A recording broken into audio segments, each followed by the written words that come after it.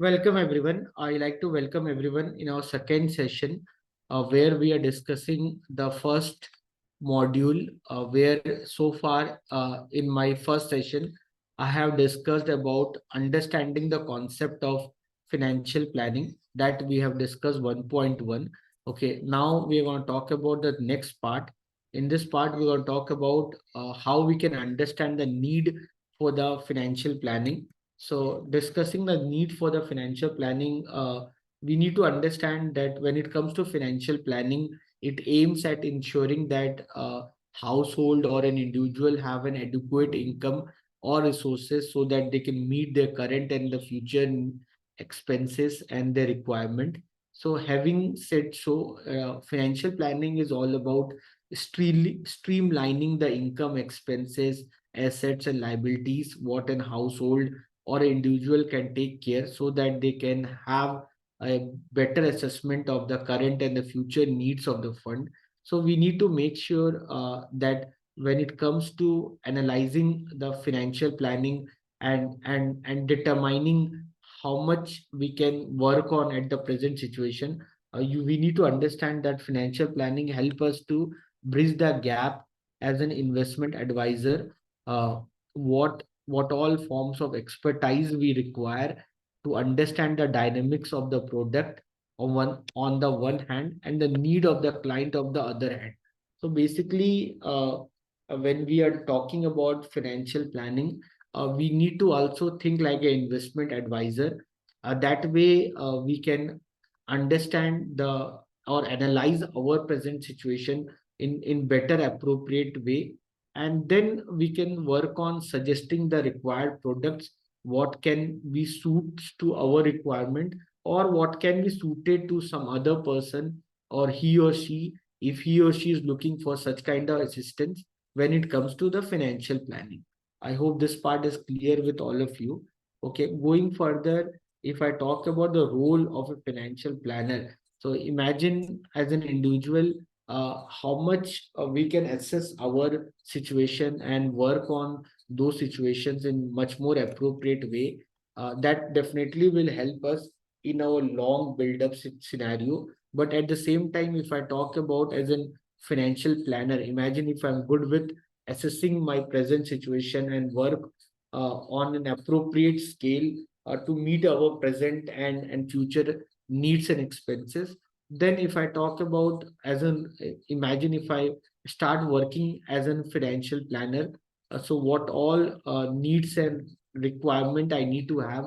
So as a financial planner, so the financial planner, they have an ability to understand the need and goal of an individual. So as a financial planner, we need to have this kind of quality so that we can analyze the need and goal of any individual whom we are suggesting certain financial plan, and we need to make sure that that at the end of the day these goals are achieved.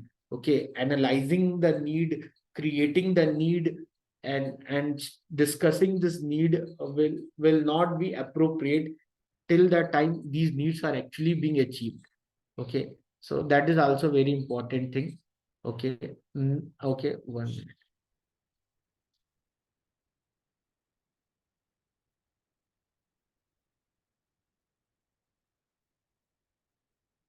Going further, when it comes to personal financial management, okay, it requires time and attention to recognize the income and expense pattern. It need an estimate of the future goal, management of assets and liabilities, and review of the finances. So basically, what an financial planner need to look upon, apart from determining the goals and working on these goals, what matters as a financial planner is to analyze the financial management of an individual or a firm or a set of individuals who are looking for suggestions related to financial management, where the first and foremost thing to work on is to determining the income and expense pattern of an individual. Okay, and that way, that definitely will help us to do a lot of paperwork, understanding the way the funds are being used so far, so that the review of these finances can be made in much more judgmental way. And talking further, if I talk further and talk about the individual who do not have time to understand all these detailed financial activity in the busy world, they need some financial planner, and there our responsibilities comes in. Okay, then going further, it is being written that it's not easy to set up financial goals, and this require a specific expertise and a skill, which may not be present with most individual. Yes, true, because most individual does not have that much knowledge about the financial market, and they may not be that much knowledgeable enough to understand the client financial expectation. So as a person, if he or she want to work in giving financial judgments or helping the others to plan for their financial planning, it's very important that the person should have required knowledge about the market. And every financial planner or goal, if I'm talking about, it requires a suitable product and a proper asset allocation to different asset classes, so that this can be achieved, which is where the financial planning steps in. Okay, so here the very important part which comes in picture is that when we are working on achieving these financial goals or financial plan, it is important that we should work on, or we should give required efforts. Okay, so that once these goals have been understood, then a proper asset allocation, okay, to different asset classes can be properly established, so that the process of financial planning can be initiated. Okay, so in order to work on in a proper asset allocation, what matters for a financial planner is to select the required investment product, and then choosing the right service provider and managers, and then selecting the insurance product, evaluating the borrowing options, such as the financial decisions, which all require an extensive research. This need to be worked on. So when it comes to financial planning, they have the capabilities. They need to have an capabilities so that they can compare, evaluate, and analyze the various products what they have, which ultimately helps them to make an efficient choice out of the all the available products what they have. Okay, discussing about then asset allocation. Asset allocation is very important framework. Okay, because but after analyzing the present situation, financial situation of the client, the way the income and expenses has been ascertained, and then what are the goals and expectation of the person, the financial planner need to look upon what all possible assets can be guided to the particular person. And this asset allocation, when it comes to this asset allocation is basically, it is a technical approach which help in managing money, and which require how the funds can be allocated and different asset classes and products, looking after the investment risk and return profile, so that this get aligned with the investors financial goals.